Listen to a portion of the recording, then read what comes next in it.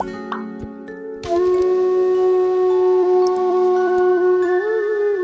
श्री गुरु सत्ताय नमः। सभी को प्रणाम। पिछले वीडियो में आपने सुना कि आचार्य श्री की मुलाकात दादा गुरुजी के भेजे हुए प्रतिनिधि से हुई जो उन्हें लेने आए थे। आचार्य श्री उन्हें वीरभद्र कहकर संबोधित करने लगे। आचार्य श्री वीरभद्र के साथ कलाप नामक गांव में पहुंचे। ये वो स्थान है जहां पृथ्वी पर संकट आने पर सिद्ध संत बैठते हैं और पृथ्वी पर ईश्वरीय चेतना से हस्तक्षेप की रूपरेखा बनाते और दिव्य चेतना से स्थूल रूप में व्यक्त होने की प्रार्थना करते हैं। इस तरह के कई और स्थान हैं जैसे सिद्धाश्रम, ज्ञानगंज आदि। आइए इसी क्रम को अब आगे बढ़ाते हैं। एक स्थान पर बर्फ की बनी हुई गुफा दिखाई दी। उसमें से हर हर महादेव की ध्वनि आ रही थी। यह ध्वनि जब साधना में लगे किसी साधक के मुंह से निकलती हुई आवाज नहीं थी। लग रहा था जैसे कोई स्नान कर रहा हो। आचार्य श्री ने विस्मित होते हुए कहा, इस गुफा में भी कोई झरना है क्या? लगता है कोई तपस्वी स्नान कर रहे हैं। उत्तर मिला, नहीं, कोई तपस्वी नहीं बल्कि तपोनिष्ठ विभूति हैं बाबा कीनाराम।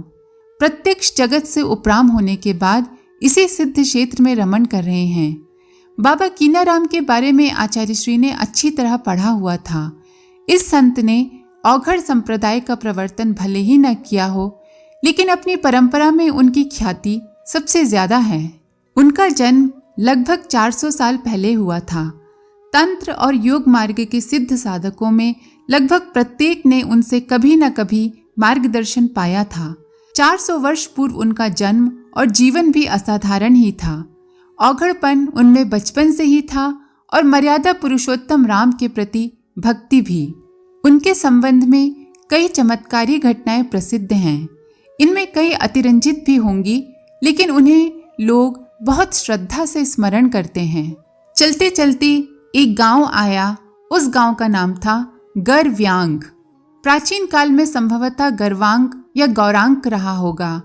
आचार्य श्री ने अनुमान लगाया कि गौरांक ही ज्यादा सही है। गौरांक अर्थात गौरी का अंक, गौरी यानी पार्वती और उनका अंक अर्थात गोद। पार्वती की गोद में बसे गांव का वैभव वर्णनातीत ही होना चाहिए, लेकिन गरव्यांग को देखकर ऐसा कुछ नहीं लगता था। पुराने मकान खंडहर बन चुके थे। जमीन जगह जगह धंस रही थी।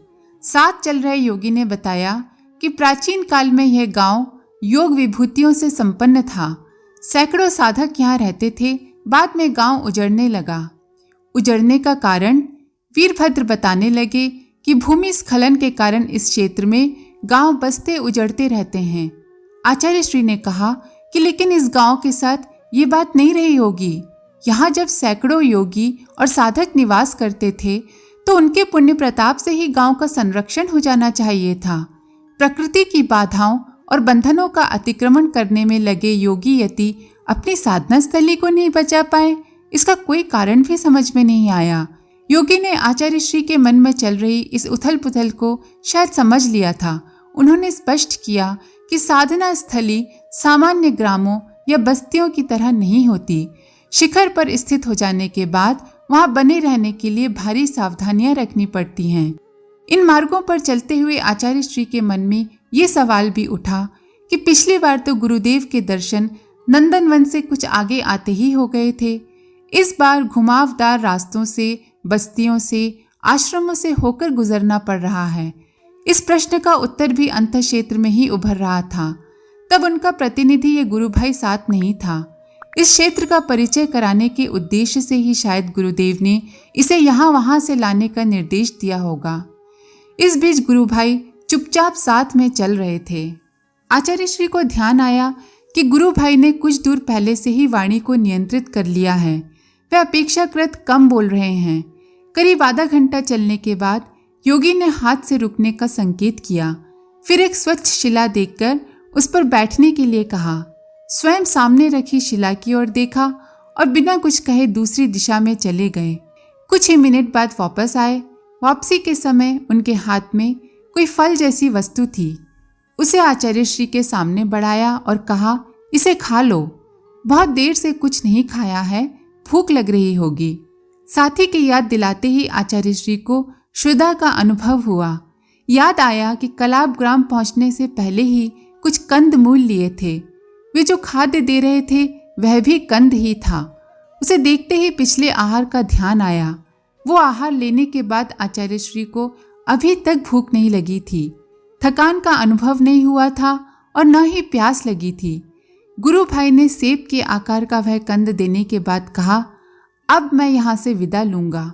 गुरुदेव स्वयं आगे का मार्ग दिखाएंगे। सुनकर मन में उल्लास फूटा, उत्सुकता भरा रोमांच हुआ। 30-35 वर्ष पहले इसी क्षेत्र में गुरुदेव के साथ कुछ समय व्यतीत किया था। वीरभद्र ने आचार्य श्री से एक बार फिर आहार लेने के लिए कहा और स्वयं भी उसी तरह का कंद खाने लगा। आहार ग्रहण कर लेने के बाद दोनों ने थोड़ा जल पिया। गुरु भाई ने पूछा, मन में कोई संदेह या प्रश्न तो नहीं उठ रहे हैं ना? फिर अपने प्रश्न पर वो हंस भी दिए। तुम तो पहले भी यहाँ आ चुके हो। याद होगा कि सामान्य लोग यहाँ तक नहीं पहुँच सकते हैं। अच्छे से अच्छा पर्वतारोही या हिम निद्रा का अभ्यस्त कोई प्राणी भी यहाँ नहीं आ सकते। यहाँ के वातावरण को सह पाना किसी के लिए भी संभव नहीं है। वायुमंडल और जीवित रहने के लिए उपयुक्त परिस्थितियों की बात नहीं कर रहा हूँ। यहाँ व्याप्त आध्यात्मिक तरंगे भी लोगों को आने से रोकती हैं, उनके लिए बाढ़ सी लगा देती हैं।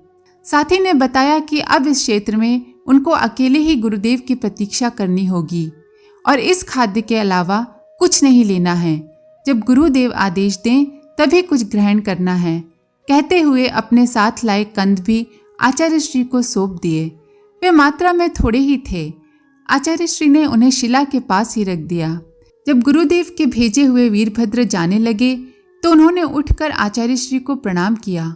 चलते चलते कहा कि अगर मन हो तो आसपास के क्षेत्र में भ्रमण कर सकते हो।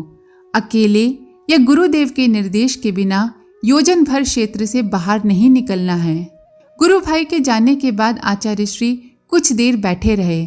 मन में तरंग उठी कि बहुत दिनों से डायरी नहीं लिखी है।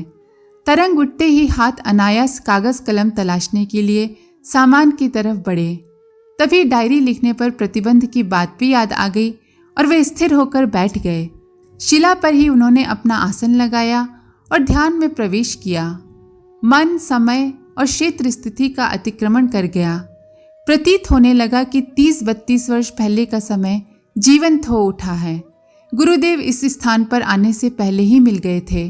नंदनवन में ही उनका सानिध्य प्राप्त हो गया था और वे अपने संरक्षण में इस क्षेत्र तक लाए थे।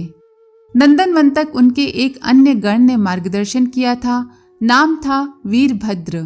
पूरी यात्रा चुपचाप ही संपन्न हुई थी। समय भी ज्यादा नहीं लगा था।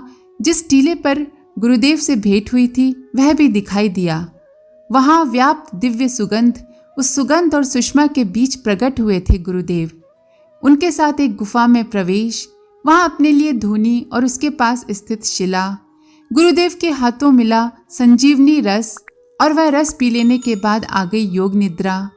योग निद्रा से जागने के बाद गुरुदेव का नहीं दिखाई देना, फिर गुफा से बाहर निकलना और वहां एक युवा सन्यासी का मिलना, उसके द्वारा नंदनवन का परिचय और वीरभद्र द्वारा दिए गए आहार जैसा ही कोई कंद दिए जाने के दृश्य मानस पटल पर उभर आए।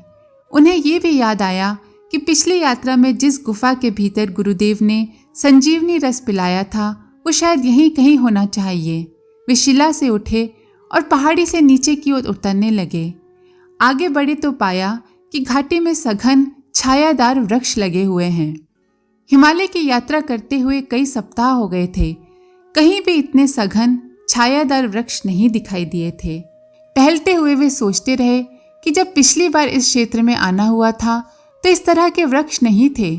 संभव है इस अंतराल में उग आए हों या उस शिला से पहाड़ी की दूसरी दिशा में आ गए हों। एक वृक्ष के नीचे कुछ देर रुकने का मन हुआ। रुके तो इच्छा जगी कि यहाँ कुछ देर बैठा जाए। छाया के लिए वृक्ष का आश्रय लेने की आवश्यकता नहीं थी। सविता देव अपनी पूरी प्रखरता से आकाश में चमक रहे थे। उनके किरणों में आश तो थी लेकिन ताप नहीं था। ताप था भी तो वो चारों ओर फैली बर्फ के कारण अनुभव नहीं हो रहा था। आचार्य श्री सहज भाव से पेड़ की छाया में गए और उसके तने, शाखाओं, टहनियों और पत्रों को निहारने लगे। प्रतीत हुआ कि यह कोई ऋषि आत्मा है या सदियों से तप कर रहा तपस्वी। वृक्ष इतना जीवंत लग रहा था जैसे अभी बोल उठेगा। राम राम जपते हुए रत्नाकर का शरीर जिस तरह दीमकों का घर हो गया था और वे वाल्मीकि बन गए थे, उसी तरह जैसे कोई तापस यहाँ वृक्ष रूप हो गया था। कुछ देर उस तापस वृक्ष के पास बैठकर आचार्य श्री आगे बढ़े। घाटी की सुषमा को निरखते हुए वे आगे तक चलते रहे।